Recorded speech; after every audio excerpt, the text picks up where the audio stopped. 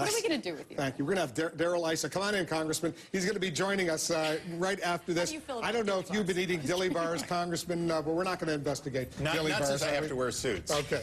Darrell Issa, the Congressman, he's coming back right after this.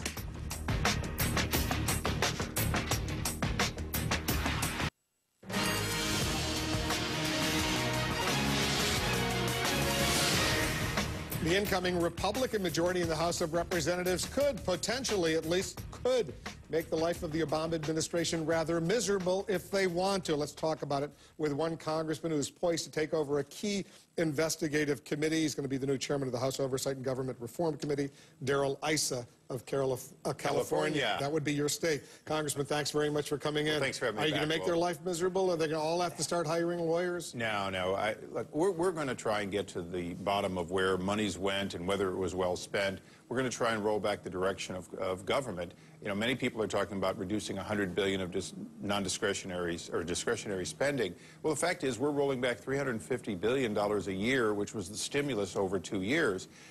Each year. That's a lot of money that we have to figure out where it was spent and how we're going to live without it. That's going to be the primary focus of your investigation. It's going to be a big part of where we start. I've said that I have two priorities. One is public safety, things like the FDA and obviously MMS, the oil spill, and places where it affects people's lives.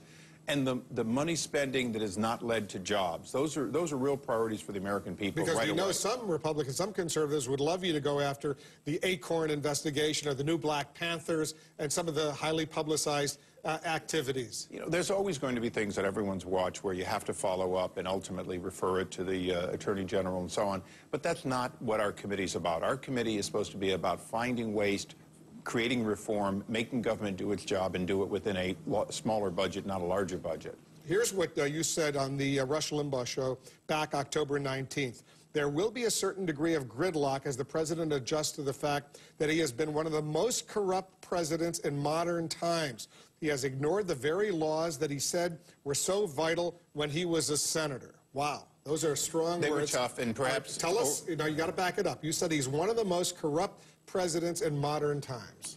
Look, it was a campaign, and I make no bones about it. If I had to do it over again, I'd have parsed my words a little more carefully. But when you hand a president nearly $1 trillion in walking around money, he uses it for political paybacks. That's corrupt. When you have things like Acorn, where the president once received money to work for them, and there seems to be no follow-up, even while states have recognized that this was a pretty corrupt organization, there's a problem. The new Black Panthers that you mentioned, which is really not in my lane, it's in another congressman's lane, Lamar Smith.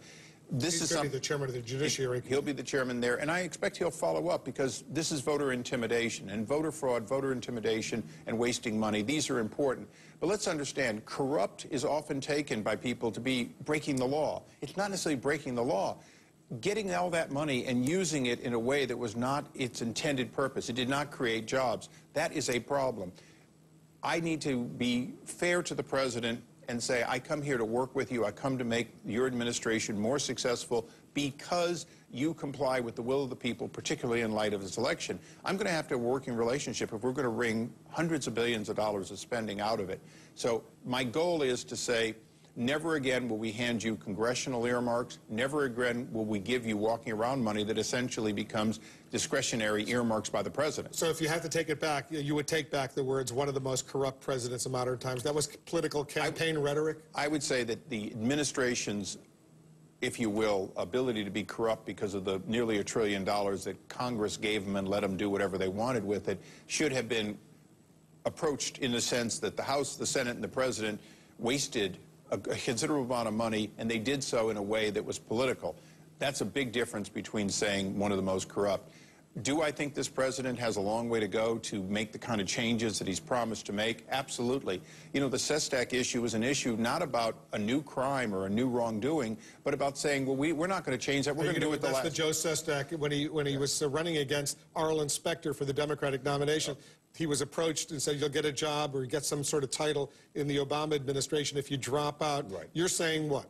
That I can only take on an issue like that obviously occurred in the Bush administration if I take on the whole problem. I can't say this president's wrong while I find out that President Bush, his administration... So you're not is going to investigate that? I'm going to look for changes so it doesn't happen in the future, but I've got to recognize, just as the problem in the Gulf from MMS began on President Bush or maybe even President Clinton's watch, that I've got to be fair and bipartisan. And if we need reforms for all presidents, not just this one. Just to be precise and clean this up, you don't or you do think the president is corrupt?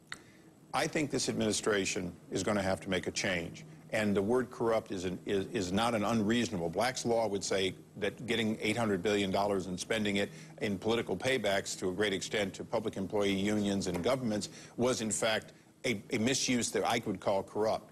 Do I think the president is personally corrupt? No. I should never have implied that or created that in a quick statement on a radio call-in. You were supposed to meet today with the vice president, Joe Biden, to start, I guess, a new dialogue. He called you to invite you in. What happened? We had a good conversation, fairly lengthy, in which we talked a little bit about what we needed to start doing together. I think when the vice president had scheduled it, perhaps the fact that the president was going to be out of the country, it really hadn't hit him how busy his schedule is going to be. They've said they want to reschedule next week. We have a number of issues we've got to work on together. We certainly have to deal with the fact that the special IG on the stimulus and the TARP, they don't have subpoena authority. They need to have it. We have a bill in the Senate. It was passed in the House, trapped there, that would give them the ability to do that. Additionally, one of the things that I want to lobby the vice president is we do not have mandatory reporting. We have voluntary reporting on all the stimulus money. That's not going to work because what we're getting is we're getting the reporting of the right spending and not the reporting of the wrong spending. Should officials in the White House right now start thinking about lawyering up? Now, if anything, what they should think about is one of my #1 priorities is to give all 74 IGs, Inspector Generals, subpoena authority. I believe they are the ones that need to be able to use subpoena, be able to do investigations, and be free of fear of being fired for doing it. A lot of what I want to do is make the administration be able to do their job better. There aren't enough of us in a little committee to be able to really go after government. We can go after the White House, but the mistake is the White House is not the problem. Bureaucracy, to a great extent, is the problem. So you, I assume, have studied what happened after President Clinton lost the majority in '94 and '95. The Republicans took over. And the Whitewater investigation, the Paula Jones investigations, there was subpoena after subpoena after subpoena. What I hear you saying is you're not going to do that. I have no intention on doing that. The fact is we were out of power for over 40 years. I don't think we knew how to lead. We've only been out of the majority for 4 years. We've learned lessons by being voted out, but we have also a pretty good amount of knowledge of how do you lead? How did Tom Davis bring about real reforms when he was chairman? How do we do the things that the American people want us to do? And we've got to do those first. What is the first thing you're going to investigate? Boy, that's a long list. Number one. Yeah.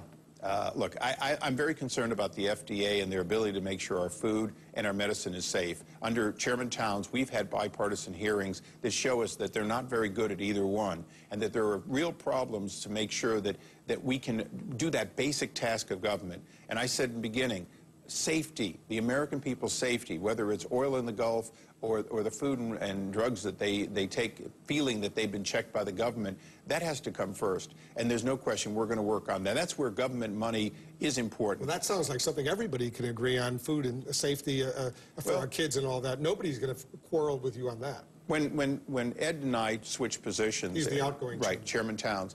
When we switch positions, my hope is that everything that was bipartisan before is going to be bipartisan again, and I think it will be. So you're going to start off on a positive note. We're going to work first on the things that we agree need to be fixed. Mineral Management Service, now the Ocean Energy Group. That's the result of the BP disaster in the Gulf. But they were a corrupted organization under the President Bush's watch. This was a group that had all kinds of problems. MMS in those days. And we had hearing after hearing in which we saw the too cozy relationship, and we failed, and the Bush administration failed to fix it, to have prevented this. So I look at it and I say, what I started in '05 when I was still a subcommittee chairman, I've got to finish by making sure that I work with the administration to ensure this organization becomes functional, both on the revenue we deserve and on the safety we deserve in the work they do. Those are things that are clearly in my lane.